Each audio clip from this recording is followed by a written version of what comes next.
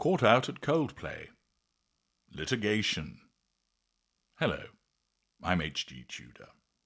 Many of you will recall the entertaining moment that astronomer CEO, or former astronomer CEO, Andy Byron and his ex-colleague Christine Cabot were caught on a kiss cam.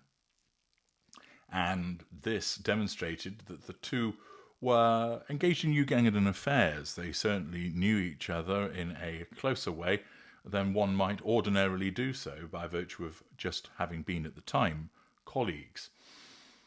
Caught in an intimate clinch and thereafter seen reacting to their appearance on the kiss cam, the game was up. And viral infamy followed thereafter, along with a huge number of parodies, as various interesting couples were inserted in the kiss cam, and across kiss cams, mainly over America, that the scene was reenacted, often utilising mascots at sporting events. I explained at the time that in relation to Andy Byron, his behaviours certainly raised a number of red flags that may well support the fact that this individual could be a narcissist. Naturally, I explained that more information would be needed to make a specific determination, but it wasn't looking too good with regard to the behaviours that have been exhibited so far. And it would appear that he's continuing in a similar vein, which is ensuring that it is becoming more likely that that is what he is. As per Yahoo News, Coldplay's viral kiss cam moment may take a turn for the worse for the band. Insiders have stated that former astronomer CEO Andy Byron, who is at the centre of the incident, is considering suing Coldplay with a lawsuit over the viral moment. According to the source, Byron isn't too happy with the fact that the clip of him embracing a woman has not only taken over the internet, but has also become fodder for jokes. Well, in other words, he's not particularly happy that he's been exposed for having an affair with a colleague and ridiculed for it. Anybody who might find themselves in such a situation would ordinarily be mightily embarrassed at their exposure. The fact that they are meant to be a leader of an organisation behaving in a way which would be regarded as not only embarrassing, but behaviour beneath somebody who is meant to be the leader of an organisation, somebody who's letting their children down, letting their spouse down. It all adds up to a complete clusterfuck of embarrassing behaviours for such an individual. Now, if he is a narcissist, he wouldn't be embarrassed by the behaviours, but rather it's a huge threat to his need for control. The exposure of an affair, demonstrating that he's a philandering individual, threatens control over his intimate partner primary source, his wife. It threatens control over his children, who may well resent their father's behaviour. It threatens control over colleagues and employees and suppliers, because they all think, well, I'm not sure really I can take you seriously ever again after you behaving this way. It threatens control over people who might yell at him in the street. Listen to any Coldplay recently as they mock him. Accordingly, it caused a significant threat to control if he's a narcissist at the moment, and with ongoing aftershocks thereafter. The report continues that he's had a rough number of days since being involved in a viral kiss cam at Coldplay's concert. For those unaware, the band's Massachusetts concert captured Byron embracing his alleged work colleague on a jumbotron screen. This moment soon went viral, with users claiming that he's a married man. The incident, coupled with his resignation as CEO, has led Byron to consider going the legal route against the band for exposing him on screen. He's exploring a lawsuit against Coldplay over the viral kiss cam incident. Insiders revealed that Byron is citing emotional distress and invasion of privacy while planning to sue the band and the event organisers. A source close to him expressed that he didn't consent to being filmed or publicly humiliated. he reportedly thinks Coldplay made him a meme. Well, I certainly don't see any such claim coming into fruition. Because after all, how can you claim privacy when it's a public concert with cameras and thousands of people that are gathered? What he's really trying to do is shift blame. He's showing a lack of accountability for his behaviours. Not only is he trying to deflect attention onto Coldplay and the event organisers, but he's also looking to shift the blame for saying, I actually am entitled to privacy, and if I want to be a philandering motherfucker, I can do so. You shouldn't be broadcasting my behaviour. The first answer is, you shouldn't have been behaving like that in the first place, and you've been caught out.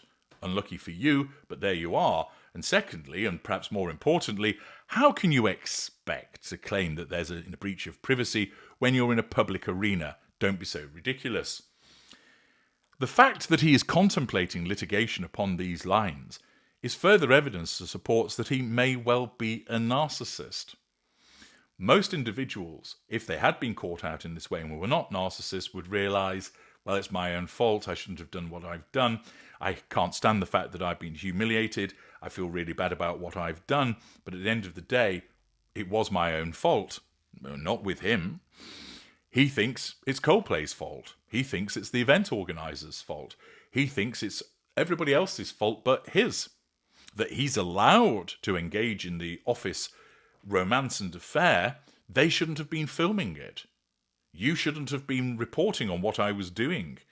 And with the contemplation of litigation and the grounds, demonstrates clearly an individual who shows no accountability for his behaviours and blame shifting, and it's another significant red flag and indicator of narcissistic behaviour that supports the possibility that Byron could be a narcissist.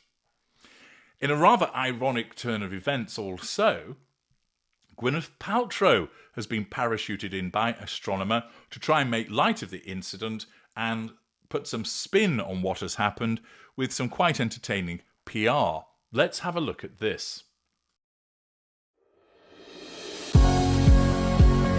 Thank you for your interest in Astronomer. Hi, I'm Gwyneth Paltrow. I've been hired on a very temporary basis to speak on behalf of the 300-plus employees at Astronomer. Astronomer has gotten a lot of questions over the last few days, and they wanted me to answer the most common ones. Yes, Astronomer is the best place to run Apache Airflow, unifying the experience of running data, ML, and AI pipelines at scale. We've been thrilled so many people have a newfound interest in data workflow automation. As for the other questions we've received, yes, there is still room available at our Beyond Analytics event in September. We will now be returning to what we do best, delivering game-changing results for our customers. Thank you for your interest in Astronomer.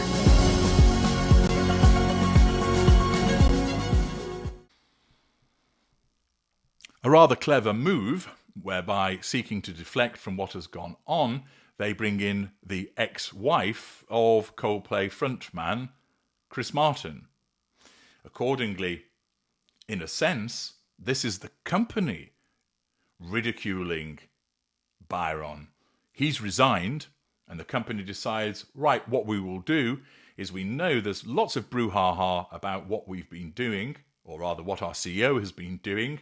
So what we will do is we will semi-acknowledge that by allowing certain questions to form but not be fully formed, and then we'll have Gwyneth Paltrow, the ex of the frontman of the band that revealed this affair, to talk about what we do by way of a paid advertisement. The fact is, with the company utilising Gwyneth Paltrow in this way, which, hats off, it's quite an entertaining way of doing it, that is further ridicule for Byron, because they're making light of his circumstances. And, should he be a narcissist, he certainly would not be best pleased at this advertisement and the inclusion of Gwyneth Paltrow and the manner of this particular piece of PR. But it also demonstrates that the way that he is being viewed by the company that he formerly led, for them to create such a piece of PR, basically off the back of his misfortune. And it's certainly not something that would go down well with someone who may well be a narcissist. I've explained on many occasions, narcissists utilize litigation as a means to either nullify threats to control or to assert control over others. And as a wealthy individual, it's unsurprising that Byron, a likely narcissist, is engaging in this behavior for the purposes of nullifying the threat to control posed by what has happened, to shift blame, to remove accountability for himself. Whether it'll actually go ahead is another thing, but the fact of the contemplation of doing so is once again another narcissistic indicator in relation to this individual. I'm H.G. Tudor. Thank you for listening.